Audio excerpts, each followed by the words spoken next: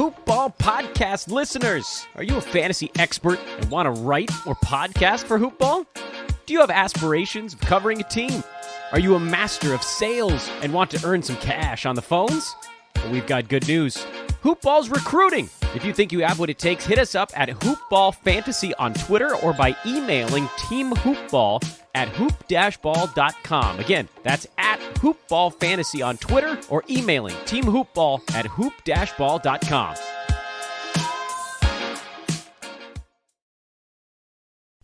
The following is a Hoopball presentation.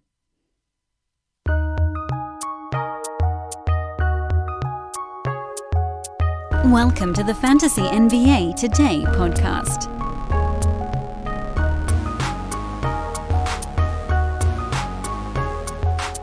Happy Monday, everybody. We've made it through our first weekend of the NBA's resumption campaign. Everybody's gotten a chance to play a little bit, and we've had a chance to see how it looks.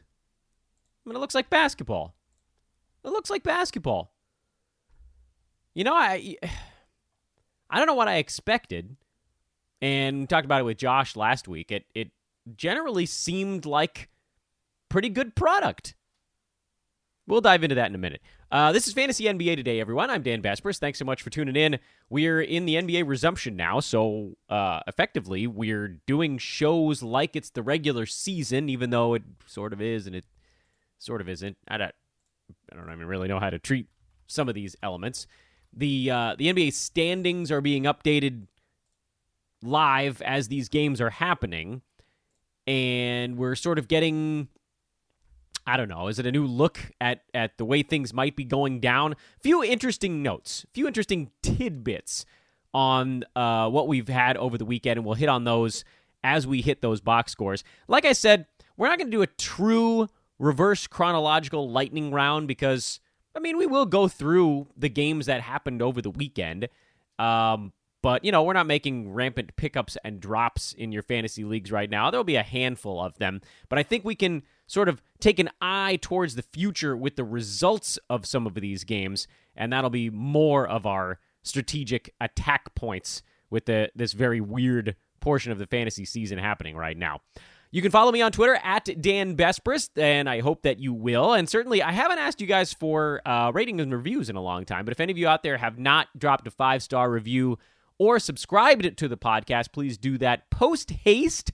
It is how we indeed continue to grow this weird monstrosity called Fantasy NBA Today, so you guys can help us out in that regard. Hoop-ball.com is the website where we originate our thoughts. At Hoopball Fantasy is the Twitter feed. Got some new stuff coming out at Hoopball here over the next little bit. Website continues to be upgraded before our very eyes. I don't want to drop any additional news or notes on the new stuff, the secret stuff on the podcast front, but certainly on the website side, I would ask you guys to go check that out. Brand new forums. They look fantastic. Opportunity here to really create a nice community over at Hoopball, both on the fantasy and the reality side. Just a lot of new look stuff going on, and we're really proud about that.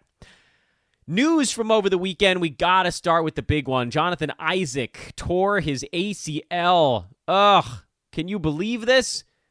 Just finally making his way back from his previous injury that caused him to miss about half of the regular season, and now he's going to be out most likely probably all of next year.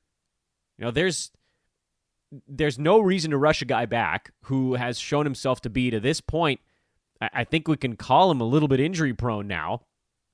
Did he try to come back too soon this year? That would be a hard argument to make when you consider, you know, there was thought that he might sneak into some action if the Magic made the playoffs originally. That would have been back in April or May. And we're in August now, so, you know, is it the ramp-up or is it just horrible luck? It's hard to think that it's just horrible luck when you consider that he was coming back from an injury. It was a sprain and a bone bruise, and so I don't know. I mean, did something weaken in there? It's really, really hard to know. But either way, it's a massive pisser for one of the fantastic per game fantasy storylines this year, that being Jonathan Isaac. And I mean, he's gone for the foreseeable future. It doesn't change a ton about how we're viewing the Magic, since, one thing that it may bump Aaron Gordon back up to the 4 a bit more often here in the short term. We don't know what it means for next season. Still, there's this element of we love their current pace of play. The Magic were looking like they could have been one of the most interesting fantasy teams, and they still will be, but it's just going to be kind of a different cross-section of guys. Isaac played about 15 minutes yesterday before the ACL tear, so we didn't get a great feel for what it's going to be with him out. We can, I think, refer back mostly to what happened during the regular season, since yesterday's game was a blowout anyway. But let's start going through some of the box scores from the weekend. Let's figure out where teams sit and what it means for their standings and what that means for who's going to play going forward. And we'll do it in sort of the traditional reverse chronological lightning round style we became accustomed to, because, frankly, it's just simpler than an alternative. But, we may have some digressions here that we might not normally do when we're just trying to hammer through fantasy stuff real fast. Quickly here, before we get started, I want to remind you guys to check out our buddies over at manscaped.com. You can use the coupon code HoopBall20 to get 20% off your purchase and free shipping. Again, the code is HoopBall20. Get your lawnmower version 3.0. They were in the labs just cutting hairs for 18 months, trying to figure out the best way to do it, and this is what they came up with, and it's awesome. Built-in light, pinch-free technology over at manscaped.com. Check them out again. Coupon code is HoopBall20. Washington lost in Brooklyn, which I think, for all intents and purposes, means you can go ahead and wipe out whatever race there might have been for the 8th seed in the Eastern Conference. Washington is now 7 games back of the Nets, who basically only needed to win 1 game to lock up that 8 spot. There's still a way because of the weird, get within 3 games rule. But does anyone even see the Wizards winning 3 games the rest of the way? I don't. Right? Like, who actually sees this team winning 3 games? They've already lost their first 2 of the resumption to the Suns and now the Nets. They've got the Pacers, the Sixers, the Pels, the Thunder, the Bucks, and the Celtics. What 3 or 4 teams are they going to beat in their remaining 6 games? Even if the Nets lost every single game the rest of the way, I don't see how the Wizards come back. So the Eastern Conference is all locked up. Just a matter of time before the Magic separate themselves for the 7 seed. And I know it was a little bit chalky, but one of the bets we talked about was the Nets to end up in the 8th seed of the Eastern Conference. I think it was at like minus 230, which, again, not a great price to pay. It's chalky, but it was about as close to a sure thing as I could have seen out there on the landscape. Our Western Conference long shot looks like a total dog right now, which is fine. That's what long shots are. Meanwhile, there's another one that we'll talk about here shortly that is sneaking up on you. Snuck up on me, too. Thomas Bryant played 37 minutes in this game yesterday. That was one of our question marks, was how much were they really going to let him go during this resumption campaign? It's why I couldn't get him higher than 66 on our board, but it looks like he's going to dominate that number because he played huge minutes. He was great. He looked healthy. 30 and 13 with 4 threes, a steal, 2 blocks, and 60% from the field. He could end up being one of the steals of the resumption campaign because he also took 20 shots in this game, snapping up all the usage. The single highest usage guy on the Wizards was Thomas Bryant. Troy Brown Jr. looked good. He was a guy we had on our list of plotting sorts, and he was better than that in this ball game. I wouldn't expect him to go for a near triple-double in every outing, but certainly a good sign there with him playing 38 minutes. Bad signs in this ball game. Rui Hachimura took only 6 shots in the ball game in 32 minutes. Shabazz Napier played 25 minutes, took 9 shots, really couldn't get it going. And Ish Smith played 28 minutes, and it doesn't look like they're going to let those guys move away from the timeshare. So this is a big knock, and it's part of why right at the very end, and I think it was talking to Adam King on the podcast, who was like, look, ultimately, Shabazz Napier is your most risky of those guys we have higher on the board. And as he continued to go higher and higher and higher, I think even in one of our last draft recap shows, I was like, look, he's not getting to me. I thought he was going to be a guy we could get in the 50s or the 60s, and maybe he would overperform. And now it's looking like a lot of folks reached on Shabazz to get him in the 30s or 40s, and he's underperforming. And this is that fear. Listen, like, we're going to miss on this one in terms of ranking. I'm not trying to say that we got this one right, because we didn't. But what I did do right was I never veered away from my strategy, which was, yeah, I had him ranked pretty high, but I wasn't taking him in the 4th round. He was a guy I would target in the 5th or 6th round and hope to overperform. But when everybody started to say, look, I'm going to roll the dice on this guy as well, that's when you lose the battle. That's when the hype train takes over. I think he'll be better than this in some games going forward. I don't know why Ish Smith is playing 28 minutes, and I don't know why Shabazz playing 25, but they're using a lot of Isaac Bonga at the small forward. I thought they would move Troy Brown over to that spot, and maybe you might get some little lineups going forward. But whatever the case, Washington remains a hair unpredictable. Thomas Bryant looks like he's going to be better than expected because it looks like they've lifted the minutes issue with him, and it looks like Shabazz is going to underperform. I think Rui is going to be fine. I still think that's going to end up being a totally fine pick. Jared Allen played 38 minutes on the Nets side, and he looked good with 22 and 15. He made all 10 of his free throws, which elevated his numbers for the ball game. It's not going to be that good every night on that front. Joe Harris had 27. He's going to look to overperform. We had him as sort of one of our kings of the plotting types. Where the hell did we have Joe Harris? 90? Like around 90? He'll probably beat that number, and he was pretty gettable around 90 also. I don't think I ended up with him anywhere, but I don't think it was on purpose. I think there were other guys on the board that I lunged at first. Karis LeVert had 34, 7, and 3, but didn't do other stuff. Hopefully that will improve going forward. He's going to be a usage monster, took 25 shots and had 13 free throws in this game, so he's just going to pile up the counting stats, and now we just have to hope for a few of the other things as Brooklyn most likely gets their butts kicked in most of their next ball games. Portland lost in Boston. It was a fun one, though. I got to give a shout-out to Jusuf Nurkic because I did not see this level of rust-free basketball coming from Nurk right out of the chute. I mean, they're rolling him out there for big minutes. He played 32 minutes in this ball game, and he's the number 1 player in fantasy in the first couple games of the resumption so far. So credit to Jusuf. And he's completely killed both of the other centers, which we kind of saw coming, although we ended up with Whiteside higher than I wanted to because it looked like he was going to start alongside Nurk.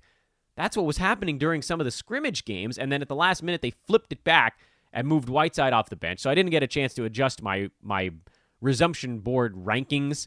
But obviously, those of you guys that listen to the podcast, you knew we had Whiteside in the 80s or 90s when I thought he was coming off the bench, down with Zach Collins, who I also had in the 80s or 90s, and he went down the board when Nurk moved into the starting lineup and he came off the bench.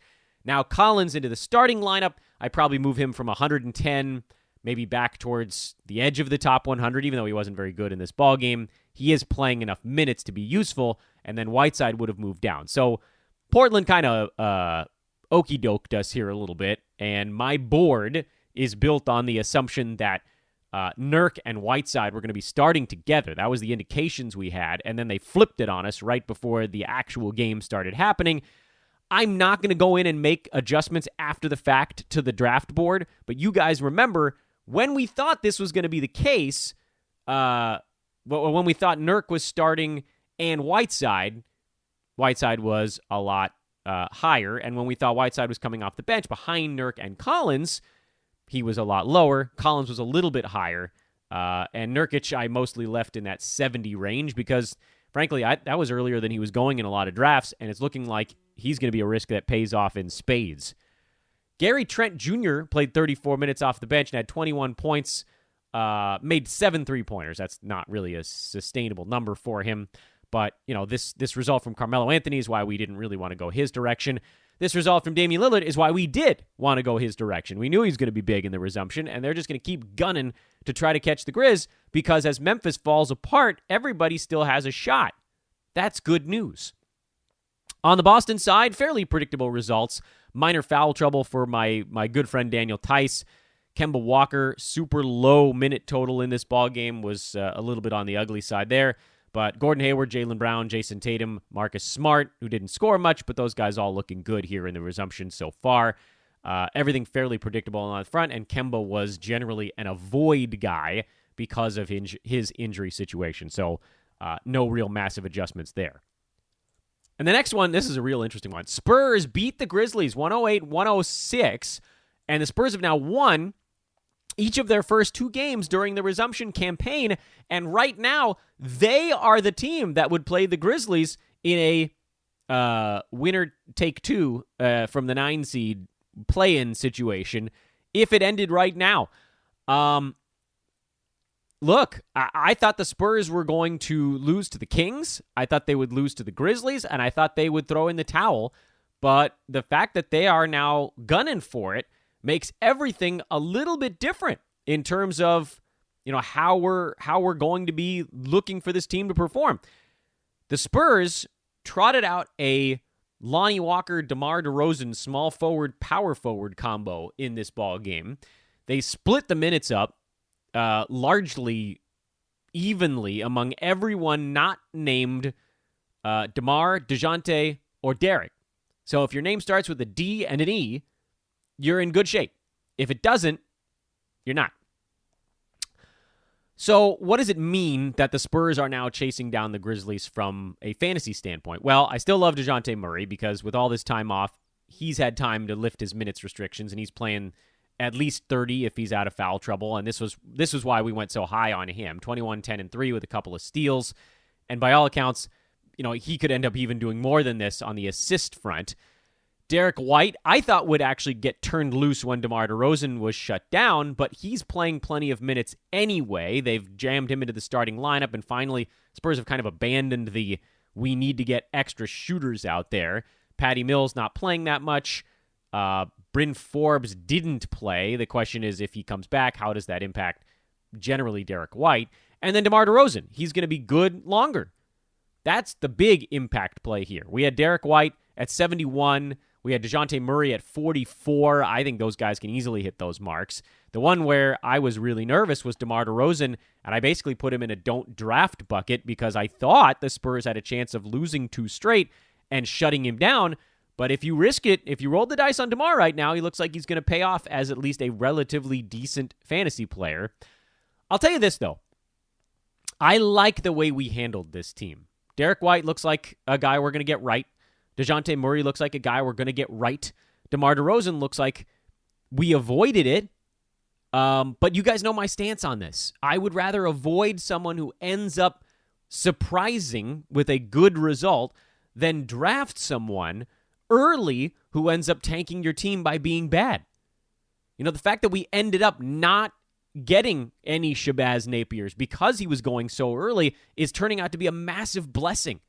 That's the type of stuff that really hurts. Missing out on DeMar, who cares? He probably got drafted at 50, 40, 50 in your league?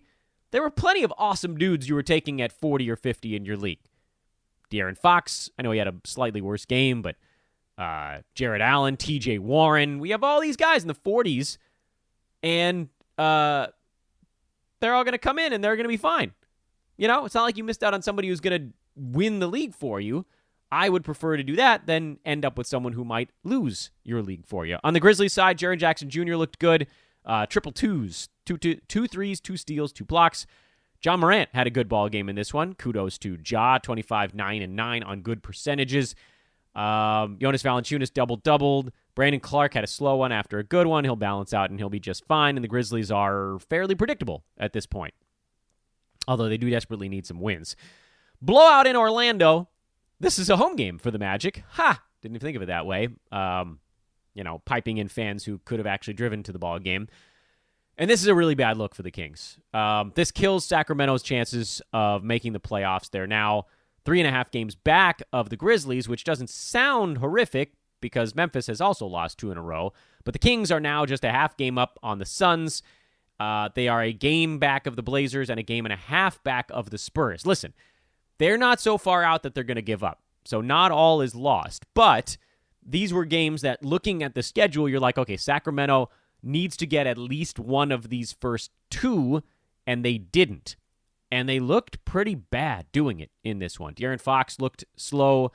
Richaun Holmes looked fine in his 24 minutes, but they weren't good, and they didn't defend anybody. And it's weird to look at the numbers here and see how badly they got throttled, but the Magic just outshot them, out-rebounded them, out free throw attempted them. That was seemingly a difference in the ball game, but the Kings actually committed fewer turnovers than the Magic. They couldn't stop Orlando and their new high-octane offense. Not that new. We knew about it. So if you have Kings, I think you stay the course a little bit. Harry Giles played well in garbage time, so don't overreact to that stuff. The guys that you were playing, namely Holmes, Fox, maybe a hair of Bjelica, some Bogdanovic, I don't think you move off of that too much. On the Magic side, a lot of folks were getting a sweet Jonathan Isaac deal, picking him up late. Now that turns into a nothing. Evan Fournier will be better in the next one. He just didn't get that many looks, and the Magic were running away with it. Aaron Gordon looked good. Terrence Ross looked good. Vooch looked good. No big adjustments there. And, this is why we avoided Markelle Fultz, because the point guard job is not entirely his. And, yeah, would he have played more if the game was closer? Sure. But his fantasy game just isn't that great yet. And no, you're not using DJ Augustine. I know he had 10 and 8, but stop it. Vooch, Ross, Gordon, and Fournier. Those guys are all going to be fine because Orlando's taking a ton of shots per game now. I love their pace. They've totally changed their team. We talked about betting their overs consistently right now until the league catches up with the fact that it's Orlando that's steering this new pace in their ball games.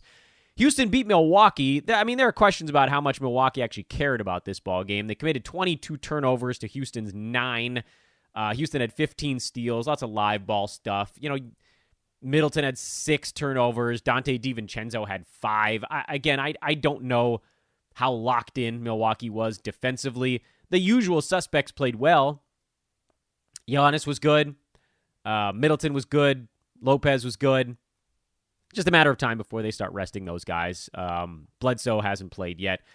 On the Rockets side, oddly enough, Russell Westbrook, despite scoring a lot, really hasn't been that great on the fantasy side because his peripheral stuff has gone away. Otherwise, he's been fine. Just kind of short of great. Daniel House has actually looked okay so far, so that if you grabbed him as one of your plodding types, I guess that's worked out, although he's not the kind of interesting guy we're looking at.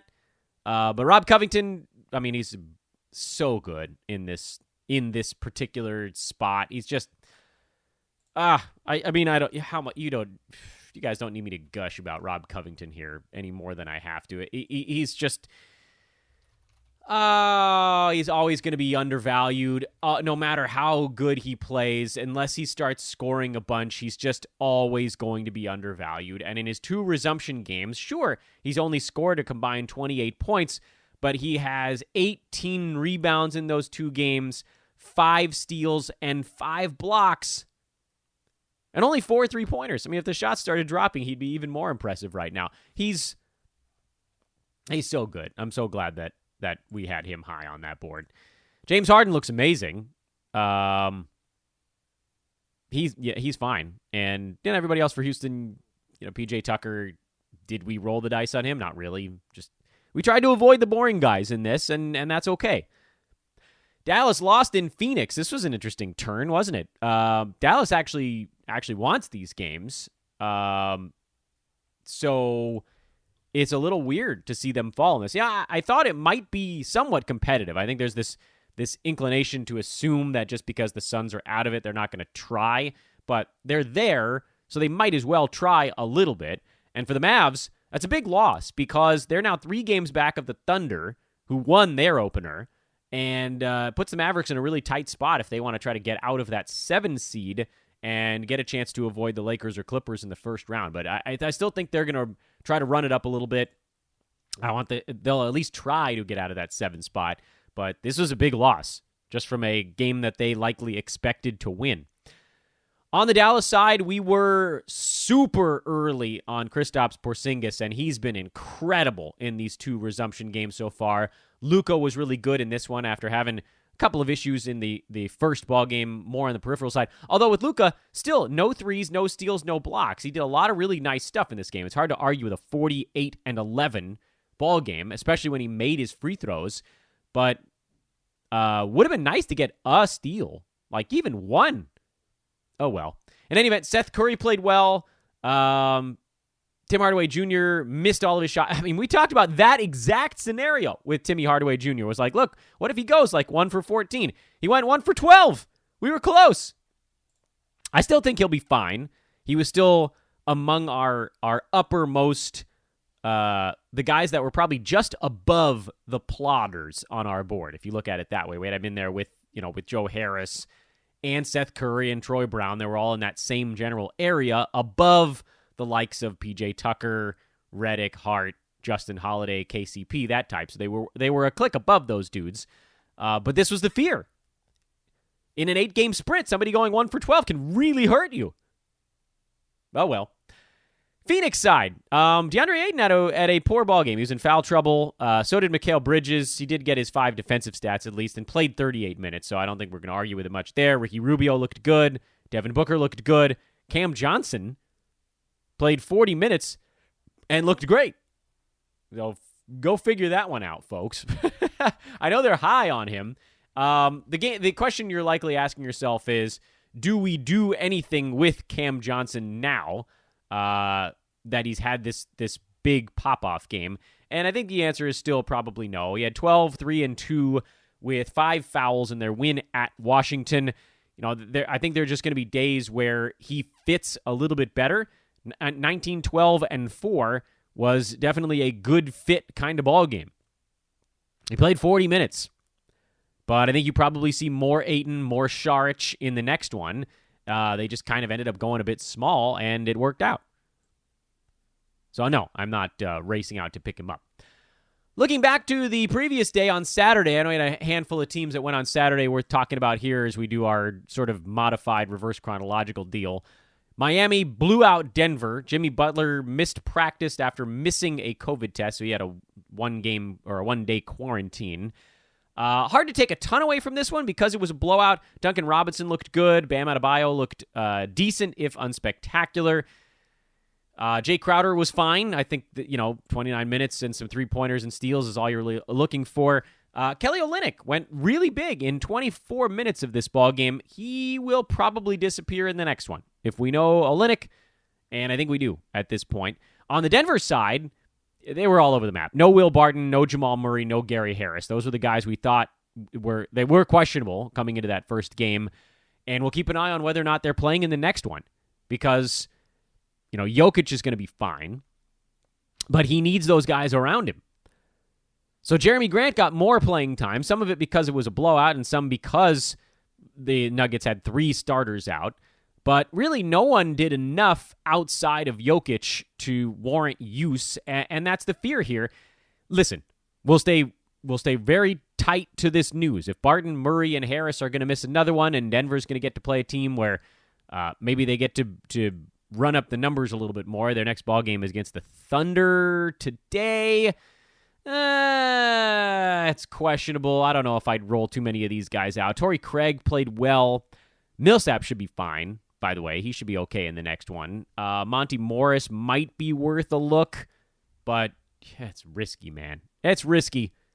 None of these guys is a proven asset. But again, we're looking for someone that can just slip in there, grab you a top 75 type game, and then we'll dump him.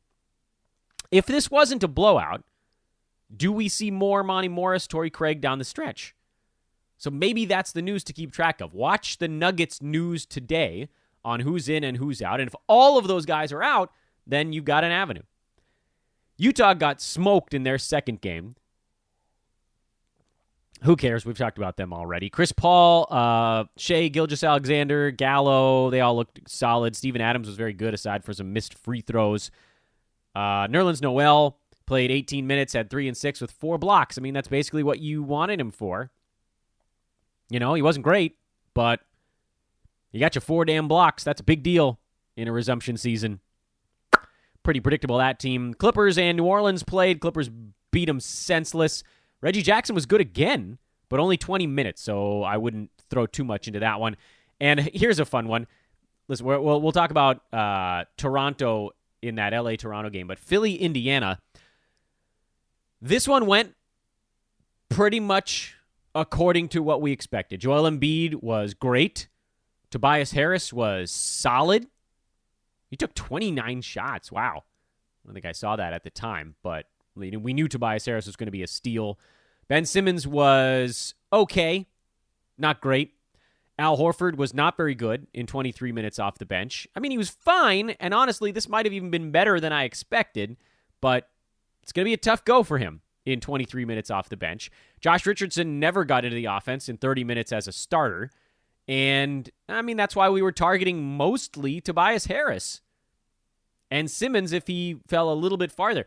Those three main guys I thought were a little bit undervalued coming into the resumption campaign, and, we had Embiid at 13, we had Simmons at 17, and Tobias Harris at 30. And the only one in jeopardy of not hitting that mark right now is Simmons among those guys. And I had Josh Richardson right around 90, which I think is lower than most folks. And we had Horford, I think we finished with him in the 80s, if I'm not mistaken. And even those might be too high. But you probably didn't get him. They likely got drafted before that. How about our old buddy TJ Warren, who we had in the 30s when it looked like Victor Oladipo was not going to be playing. Then Oladipo came back and we moved Warren back into the 40s. The Domantas Sabonis news probably should have moved Warren forward a few more slots. We have him at 47, which I know people were like, Dan, you're out of your damn mind. That's way too early. Well, hello, TJ Warren, 53 points, 9 3-pointers, couple of blocks. And he did it on 69% shooting in an improbable Pacers win without Domantas Sabonis and without Malcolm Brogdon, who will probably get in there at some point soon, but we really don't know. Miles Turner was in horrible foul trouble. It's an amazing buy low if you have that opportunity in your resumption league. Aaron Holiday, if those guys are both out again, figures to get a pretty good share of the usage with, by the way, Victor Oladipo probably going to sit out a ball game. So if you can get Aaron Holiday into your lineup tonight, that looks good, and TJ Warren could go crazy again. I can't believe that we have him in the 40s, and there's a very real chance that that was too low. But I'm still going to call that a win because I don't think anybody else had him even close to that mark. In any event, hopefully you guys ended up with some TJ Warrens because we were hyping the crap out of him. Toronto beat the Lakers, and that one was a very predictable one. And I gave that out as a best bet in our premium layup line. I gave it out on a best bet like a week ago on VSiN with Gil. This one you could see coming a mile away. Lakers got their win over the Clippers. They basically locked up the resumption. They weren't going to be... Their heart wasn't in this ball game. Anthony Davis took 7 shots. They doubled him the whole game. Guys weren't making any buckets. Lakers shot 35%. Blech. Freddie VanVleet, Pascal Siakam, Kyle Lowry, OG Anunoby all looked really, really good. Marc Gasol only played 25 minutes in this game, had foul issues. He picked up 5 of them. Serge Ibaka had 5 fouls off the bench. So the Raptors ultimately just went with kind of a split there for those guys, and a little bit small at times. Because, whatever. Marc Gasol will be better in the next one, most likely. I think they want to get his minutes up into the high 20s. And then the other 4 dudes are just easy and breezy, man. Easy and breezy. Siakam was actually really bad in this game, and they still beat the hell out of the Lakers. Kyle Lowry was great. And Anunoby, he's not going to be this good every night. He made 8 out of his 9 shots and all 4 free throws. But, I got in an argument in one of our draft rooms, and whoever, I don't remember who it was, I didn't have the patience to look up who was the manager of the team and it wasn't like a mean argument. We were just sort of arguing about where Anunoby should be ranked. There were mentions of his inconsistency, and my thought there was, look, yeah, that's true, but he was playing really well when the season shut down. It looked like he was kind of coming into his own a little bit more, and even if he took a step back from where he was during the regular season, it still put him well ahead of where he was drafting. We had him at 61 on our big board. Maybe that's a little bit early, but based on this game, it might not be. I think he's going to be good. I think he's going to be kind of your 3-and-D steal of this resumption season. I think that's everything, right? Did we hit all of them? That was 11 games. We hit everybody? I don't know. I'm not as laser focused on which teams we have and haven't covered, but I guess if we look at Friday, yeah, it's everybody already. By the way, how about that Houston-Dallas game on Friday? 300 damn points? Goodness gracious. Woof, I know it was overtime, but sheesh, 300 points. Trey Burke had 31 in that ball game. Guys are probably glad he didn't pick him up, right? Woof. All right, what do we got coming up? That's the next point on our docket here. What do we got coming up tonight? What is today? It's Monday. It's the 3rd of August. We're in August already. Toronto's in Miami. Toronto favored by 2.5 on the road with a total of 221.5. I think this one's a pretty accurate mark. I wouldn't go too many directions on that. Indiana at Washington. They're laying 8.5. I don't know about covering, but I do certainly think Indiana wins this ball game. And if anything, I'd lean to Washington, but who knows with a young goofball team like that. Total of 228.5.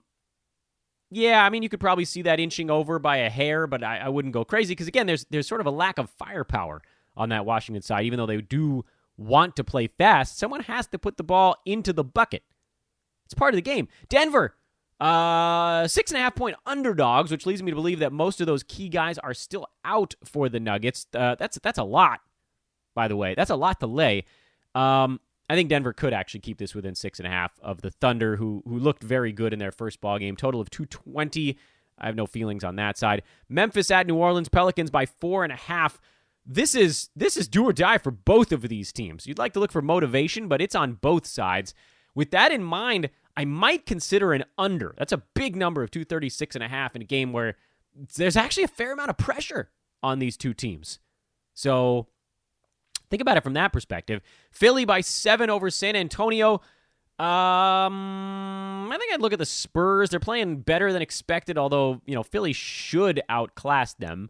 Question is, will they? How long until the Sixers actually get themselves laser focused in on this? And then Lakers at Utah. Lakers by 6.5, total of 217. Can the Lakers actually start to drop some shots through? Because they're not making anything, which I think you'd have to lean a little bit towards the under on that front, but I don't know that I have the gumption to go with it. I do think they win the ball game, though. Utah did not look very good in their last one. Both of these teams are going to be looking to bounce back a little bit. So I guess when you look at this board, oh boy, Denver maybe catching a whole bunch of points is something I'd consider. Man, I think the under Memphis, New Orleans is probably the most interesting thing on the board. And if you want to get in and doing all of this fun stuff, head on over to mybookie.ag, our partners here on the gaming front at hoop-ball.com. Again, use coupon code HOOPBALL. Remember, over at Manscaped, it's HoopBall20. At MyBookie, it's just HoopBall. By the way, we just got news that Karis LeVert and Joe Harris are both going to sit this one out for Brooklyn, so they've gone into full-on mail-it-in mode at this point. But again, over at MyBookie, use the coupon code HoopBall. Get a 100% deposit match when you open your account. Minimum is $25. That's like nothing. Go open a $25 account. Go open a $50, $75, $100, $500, whatever. They'll match your deposit. And you get a $10 MLB futures voucher you can lay down on somebody. Baseball futures action. There's some weird stuff going on in the MLB right now. This is a great year, by the way, to get a free baseball futures wager because you can throw it on somebody that's not expected to win, and it might just pan out. Like, look at the National League, for instance. The Rockies are 6-2. Technically, they're tied in games over 500 with the Dodgers. The Central, the Cubs are 7-2, and no one else is over 500. Same deal in the East, Braves. The Padres are 6-4. The Reds are 4-5. Like, there are weird teams in this mix where you could say, oh, maybe Cincinnati will make the playoffs. Like, the Padres maybe could make the playoffs because it's a 16-team, wait, am I getting that right? Yeah, expanded playoffs in baseball. Look at the American League if you want. I know everybody's got a DH right now. The Orioles are 5-3. Do you think there's anybody in the American League that's going to turn it on here part way? I get sidetracked. It doesn't matter. The point is you got a $10 voucher. You can just throw it on some long shot, and who knows? Maybe you turn that 10 into 80 or 120. Could be fun. Will be fun because it's a free voucher. Coupon code again is HoopBall with our buddies over at mybookie.ag. Folks, enjoy the hoops. It starts in like 5 minutes. Crap. I got to get these shows going earlier, don't I? Well, I'm never going to catch up to it. That's just the way it is. We're probably going to miss the first game. Go check out our buddies over at DFS today as well. Mike and Santino running an amazing crack team. The DFS stuff is fantastic. They get that out the night before also, so you're never at a loss for these morning things. Have a great Monday, everybody. We'll talk to you tomorrow. This is Fantasy NBA Today, a hoop ball presentation. I am Dan Vespris. Toodaloo.